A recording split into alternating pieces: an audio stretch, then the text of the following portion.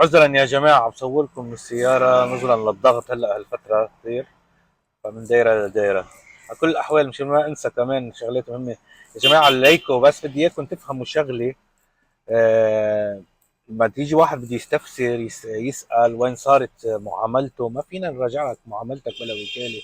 هاي بدك تحطها ببالك، مش انه يابا شوف لي السند وين صار. شو شوف لك السند وين صار؟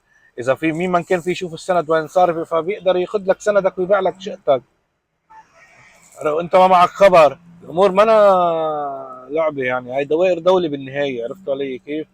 فوقت حدا بده يعني بده يتابع موضوعه، يعني المعلومة بتكلف، عرفت علي؟ ما فيش معلومة انه يابا ايه بالعملية، لا، في اجراءات بدها تتاخذ لنوصل للمعلومة. عرفتوا علي كيف؟ يعني كله بثمنه يعني. وبوكالة، اهم شيء الوكالة من صاحب العلاقة لنقدر نراجع. وشكرا لكم، بتمنى عليكم تفهموا هذا الموضوع، صرت حكي فيه اكثر من مرة، اكثر من مرة.